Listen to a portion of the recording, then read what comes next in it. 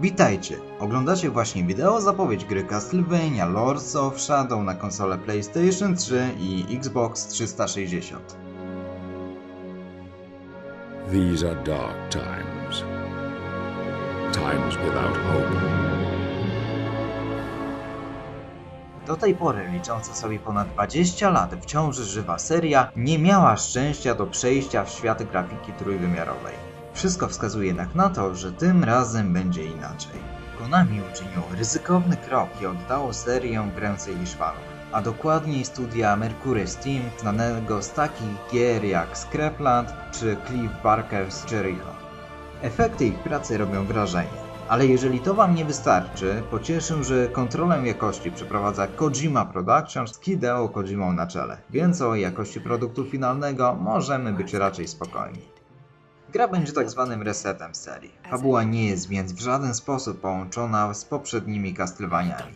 Bohaterem będzie więc zupełnie nowa postać. Gabriel Belmont, członek Zakonu Światła walczącego z panoszącymi się po świecie potworami. Wyruszy on na poszukiwanie mitycznego artefaktu, maski Boga, mającej przywrócić do życia jego ukochaną małżonkę, której dusza razem z wieloma innymi została uwięziona na tym padole łez. Oczywiście na drodze Gabriela staną tytułowi Panowie Cienia, prawdopodobnie zamieszani w zamknięcie drogi do niebios. Tak właśnie prezentuje się zarys historii. Ale zaraz, zapytają fani, gdzie Dracula? Obecność głównego antagonisty nie została jeszcze potwierdzona, co pozwala przypuszczać, że twórcy próbują zaskoczyć nas zupełnie innym podejściem do tej postaci. Już teraz jednak wiadomo, że pojawi się mnóstwo smaczków dla starych wyjadaczy. Pomimo braku powiązań fabularnych przyjdzie nam zobaczyć m.in. nowe wersje Carmilli i Cornella. Dodajmy do tego sławy jak Robert Carlyle w roli Gabriela czy narrację w wykonaniu Patricka Stewarta, a okazuje się, że w żadnej poprzedniej Castlevanii fabuła nie prezentowała się aż tak zachęcająco. Schemat, na którym opierały się oldschoolowe części serii, a więc samotny wojownik uzbrojony w magiczny bat, walczący z istotami nadprzyrodzonymi, stał się i tym razem bazą, na której powstaje gra. Jako swoje główne źródło inspiracji twórcy podają Super Castlevania 4 na SNES-a, która do dzisiaj stanowi przykład świetnie zrobionej platformówki 2D. Widać także, że mechanika rozgrywki zapożycza wiele elementów, od samodzielnej kamery po sposób walki serii God of War.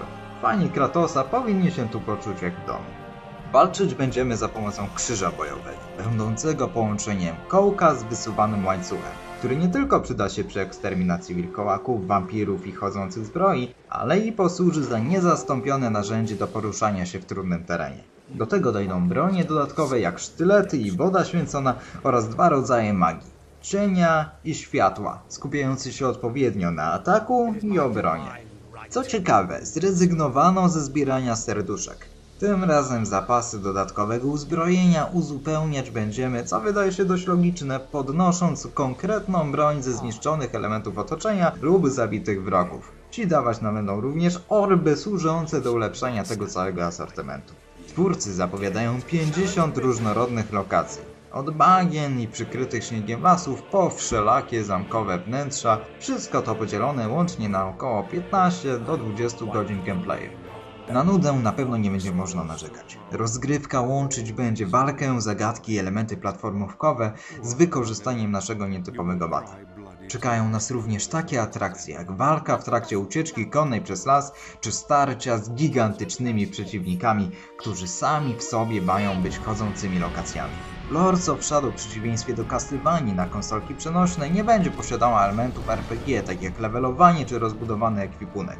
Mimo to będziemy mogli poprzez menu wracać do już odwiedzonych miejsc, aby zdobyć wcześniej niedostępne power-upy czy nowe zdolności otwierające drogę do kolejnych sekretów. Oprawa graficzna spełniała będzie wszystkie najnowsze standardy, co w połączeniu z niezwykle filmową muzyką nagraną z udziałem prawdziwej orkiestry z pewnością dostarczy wrażeń na światowym poziomie. Twórcy dbają o najdrobniejsze szczegóły. Nawet menu, mapa stanowiąca przerywnik między lokacjami czy bestiariusz będą stylizowane na zdobioną księgę, w której zapauzowany gameplay widnieje jako ilustracja. Sami już niedługo będziemy mogli przekartkować ten baśniowy tom. Gra ukaże się na konsolę Xbox 360 i PlayStation 3 na początku października tego roku, przy czym twórcy zaznaczają, że obie wersje będą równie dobre pod kątem sprawności działania. Zapowiada się kawał świetnej rozrywki nie tylko dla hardkorowych fanów serii. Warto więc czekać.